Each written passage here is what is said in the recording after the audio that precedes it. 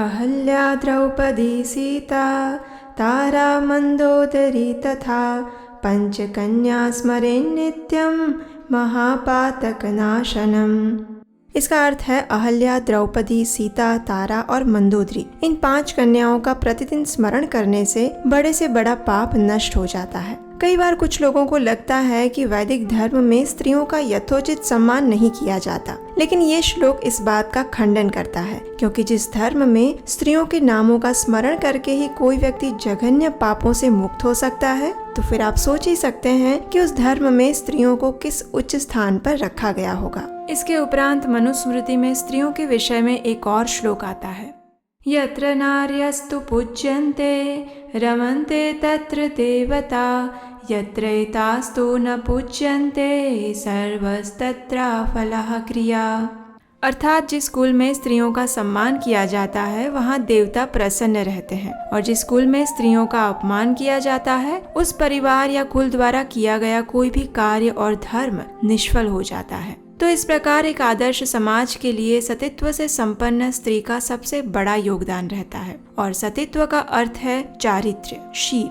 हमारे अनेक वेद, पुराणों और ग्रंथों में ऐसी महान सती स्त्रियों के जीवन के अनेकों उदाहरण प्राप्त होते हैं, जहाँ वे अपने पति और परिवार की रक्षा हेतु स्वयं देवताओं के सामने भी खड़ी हो जाती है। ये उनका सतीत्व ही है जिसकी आध्यात्मिक शक्ति से वे बड़े से बड़ा दुष्कर कार्य भी सफल बना सकती है। हमारे कुछ ग्रंथों में इसी सतीत्व की महिमा मंडन करता हुआ एक व्रत आता है, जिसे हम सब करवा चौथ के नाम से जानते हैं। इस बार ये व्रत आ रहा है 1 नवंबर 2023 बुधवार के दिन। ये व्रत सामान्य रूप से विवाहित स्त्रियां अपने पति की लंबी आयु और परिवार की सुरक्षा हेतु करती है। विशेषकर ये व्रत पंजाब, हरियाणा, उत्तर प्रदेश, मध्य प्रदेश और राजस्थान में अधिकतर प्रचलित है। ये व्रत कार्तिक मास के कृष्ण पक्ष की चतुर्थी के दिन आता है, और इस दिन के अधिष्ठाता देव हैं विनायक, गणेश जी और चंद्रदेव। ये व्रत सामान्य रूप से ब्रह्म मुहूर्त के समय शुरू होता है और रात्रि में चंद्रोदय के साथ उसकी समाप्ति की जाती है। विवाहित स्त्रियां संपूर्ण निर्जल रहकर इस व्रत का पालन करती है, और वास्तव में इस प्रकार संपूर्ण दिन निर्जल रहकर किया गया उपवास उनकी तपस्या और अपने पति तथा परिवार के प्रति उनकी निष्ठा को दर्शाता है, और इसी तपस्या से उसे आध्यात्मिक शक्ति प्राप्त होती है, जिससे वे अपने परिवार का संरक्षण करती है। इस व्रत की पूजा विधि अलग अलग स्थानों पर अलग अलग पाई जाती है, इसलिए उसका पालन आप अपनी स्थानिक या फिर अपनी पारिवारिक परंपरा के अनुसार कर सकते हैं।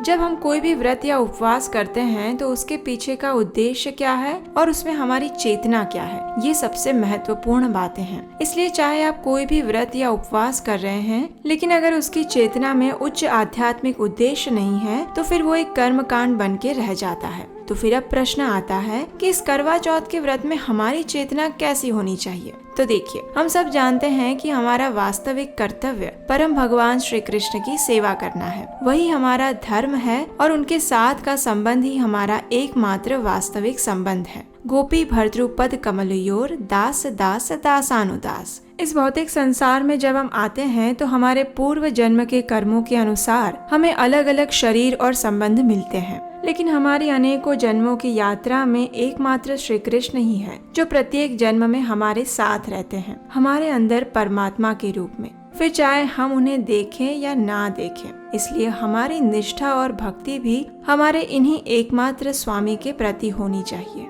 हाँ, इस जन्म में जो आपको पति या संबंध मिले हैं उनके प्रति आपकी कर्तव्य निष्ठा आपको संपूर्ण रूप से निभानी चाहिए, लेकिन उसके साथ साथ आपको अपना नित्य स्वरूप और नित्य स्वामी भी याद रहना चाहिए। करवा चौथ का व्रत करते समय आपको गणेश जी और चंद्रदेव से यही प्रार्थना करनी चाहिए कि वे आपके वर्तमान जीवन के पति और परिवार को स्वस्थ दीर्घायु प्रदान करें, और उसके साथ साथ आपको आपके परम पति श्री कृष्ण के प्रति प्रेम और भक्ति प्रदान करें। अगर आप इस मानसिकता के साथ अपने परिवार की परंपरा का पालन करते हुए इस करवा चौथ का व्रत करते हैं तो अन्य लोगों की तुलना में आपका करवा चौथ अधिक सफल माना जाएगा, क्योंकि गणेश जी और चंद्रदेव के भी अंततः स्वामी श्री कृष्ण ही है। जिस प्रकार भगवान श्री कृष्ण की पूजा में युक्त फूलों का स्वीकार करके दुर्गा देवी चंडीदास के ऊपर अधिक प्रसन्न हुई थी, उसी प्रकार अगर आप करवा चौथ की अपनी पूजा सामग्री और भोग को भगवान श्री कृष्ण को अर्पित करके फिर गणेश जी और चंद्रदेव को अर्घ्य अर्पित करते हैं तो वे दोनों देवता आपसे अधिक प्रसन्न होंगे और आपको अपना मनचाहा वरदान प्रदान करेंगे।